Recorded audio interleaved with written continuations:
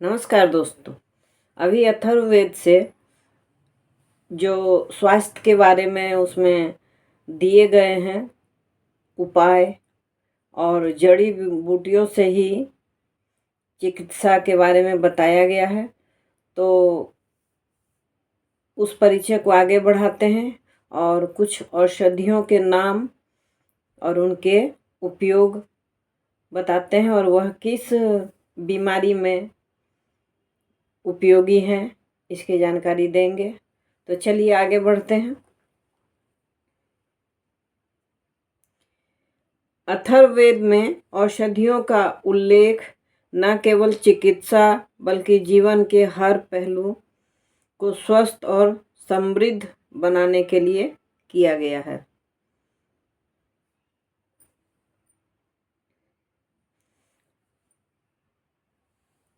अपामार्ग, जिसको लोकल भाषा में चिरचिट्टा कहते हैं, आप लोग क्या कहते हैं ये आपको बताना है। तो इसे रक्त शोधक औषधि माना गया है। इसका उपयोग खून साफ करने, फोड़े फुंसी और विषैले प्रभाव को दूर करने में है।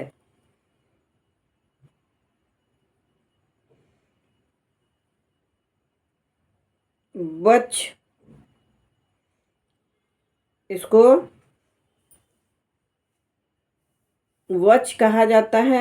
यह मस्तिष्क और तंत्रिका तंत्र के लिए उपयोगी औषधि है।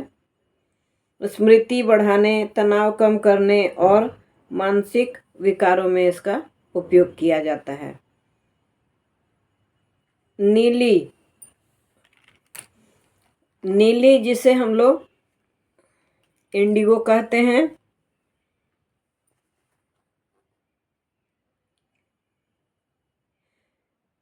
इसे त्वचा और बालों के लिए उपयोगी माना गया है और त्वचा की समस्याओं और बालों का रंग काला करने में यह उपयोगी है। इंडिगो हम लोग मेहंदी के साथ यूज़ करते हैं, लेकिन उसका मतलब क्या है ये हम लोग नहीं जानते, लेकिन इसका जिक्र वेद में है और उससे चिकित्सा भी होती है बालों की और त्वचा की।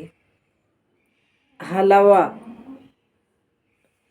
हलवा को अलसी कहते हैं और अलसी अभी बहुत ज़्यादा चर्चा में है, क्योंकि इसके जितने फायदे हैं ना, इतने कम पैसे में, इतने कम व्यय में इतना ज़्यादा मुनाफा अलसी के अलावे कहीं नहीं मिल सकता है। तो अलसी का भी जिक्र है आयुर्वेद में। तो अलसी क्या करता है कि यह पाचन और शारीरिक ताकत बढ़ाने में काम देता है। इससे कब्ज, जोड़ों के दर्द और त्वचा के उपचार में यह उपयोग किया जाता है। हरितकी, जिसको हरड़ बोलते हैं, यह शरीर को शुद्ध और रोगमुक्त करने में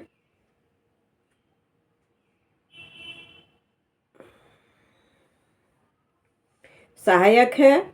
उपयोग इसका कैसे करते हैं? फुलाकर खाया जाता है, इसको पानी में भिगाकर खाया जाता है और मुंह में लेकर भी रखते हैं लोग ताकि इसके रस को घोंट सकें और इससे पाचन सुधारने में बहुत मदद मिलती है, कब्ज दूर होता है और रोग प्रतिरोधक क्षमता भी यह बढ़ाता है। अंजन नेत्र रोगों के लिए महत्वपूर्ण औषधि है। आँखों की रोशनी बढ़ाने में, नेत्र विकारों को दूर करने में यह मददगार है। अंजन आम भाषा में हम लोग काजल को बोलते हैं, लेकिन काजल सिंपल कालिख नहीं है। उसमें बहुत तरह के जड़ी बूटी को मिलाकर, बाती बनाकर और सरसों के शुद्ध तेल में बाती को डुबोकर और उसको जलाया जाता है और उसके धुएं से निकली कालिख को हम लोग एक जगह एकत्रित करते हैं और बाद में उसमें 1 या 2 बूंद घी मिलाकर, शुद्ध घी गाय का मिलाकर, और उसको बाहर में रख देते हैं। रात को शीत उस पर जब गिरता है, जब उस पर ओस गिरती है, तो उसमें एक ठंडक आती है। और ये पुराने समय से प्रथा चली आ रही है कि काजल ख़त्म हो गया है घर में तो काजल बनाना है।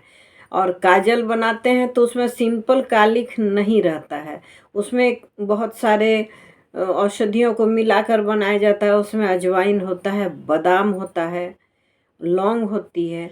तो इन सब को मिलाकर आप काजल बना सकते हैं। और दिए में आप सरसों का तेल डालते हैं और उसमें उन सभी जड़ी बूटियों को रख कर कपड़े में उसकी बाती बनाई जाती है और उसमें फिर आग लगाई जाती है। और उससे जो धुआं एकत्रित होता है उसके ऊपर में एक ढक्कन रख देते हैं हम लोग। उस ढक्कन पर कालिख जमा होती है। उस कालिख को खुरच कर एक प्याले में, या कजरोटी बोलते हैं, कजरोटी में रखा जाता है। और उसको फिर घी से उसको पेस्ट बनाया जाता है और फिर उसको शीत में रख देते हैं 1-2 दिन के लिए। रात को दिन में घर के अंदर रख लेते हैं, रात में फिर शीत में रख देते हैं, ताकि उस काजल में ठंडक आए और आँखों की रोशनी बढ़े। तो अंजन भी है, वह भी नेत्र की ज्योति बढ़ाने में और नेत्र की सुंदरता भी बढ़ाने में काम आती है। धातकी, अब धातकी जो है वो धातु गुण वाली है। इसे यौन स्वास्थ्य और प्रजनन क्षमता के लिए उपयोगी माना गया है। प्रजनन, स्वास्थ्य और मासिक धर्म संबंधी विकारों में भी इसका उपयोग किया जाता है। प्रियंगु परिचय, यह त्वचा के लिए लाभकारी औषधि है।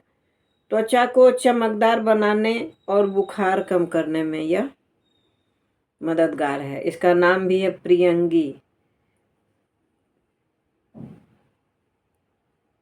करदब,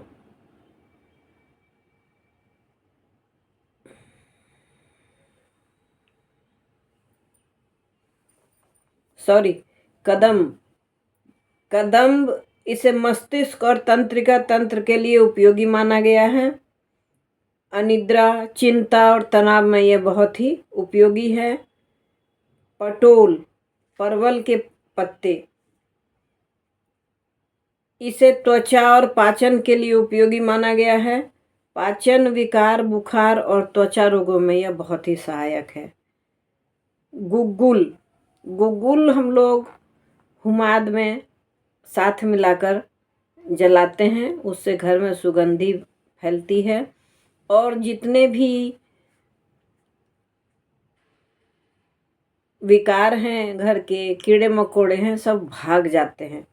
तो गुग्गुल यह शुद्धिकरण और सूजन कम करने वाली औषधि है। हड्डियों को मजबूत करने, कोलेस्ट्रॉल कम करने और मोटापा घटाने में भी इसका उपयोग किया जाता है। भल्लातक, भल्लातक को भिलावा भी बोलते हैं। यह त्वचा और पाचन के लिए उपयोगी है। त्वचा रोग, अपच और रक्त शुद्धि में यह सहायक है। अडुसा, जिसको अर्धिका भी कहते हैं, तो यह श्वसन तंत्र के लिए उपयोगी औषधि है। खांसी, अस्थमा और सांस की बीमारियों में यह बहुत ही लाभकारी है। रासना, इसे जोड़ों और हड्डियों के स्वास्थ्य के लिए उपयोगी माना गया है। गठिया, जोड़ों का दर्द और सूजन में भी यह बहुत ही लाभ देता है।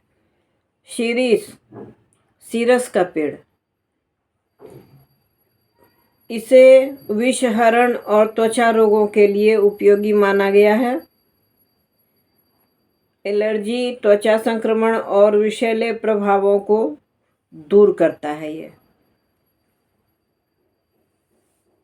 अर्जक, जिसको बोलते हैं अजवाइन, अजवाइन तो हम लोग के रसोई की शोभा है।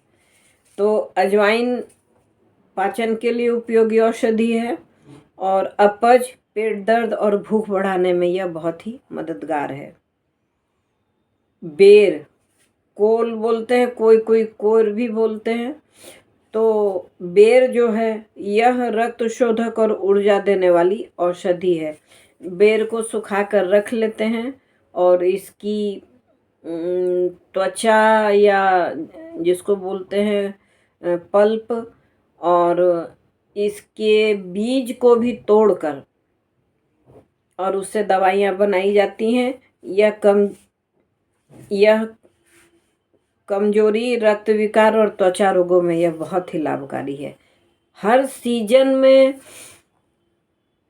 संसार में फल की उत्पत्ति होती है और हर फल का एक फायदा है।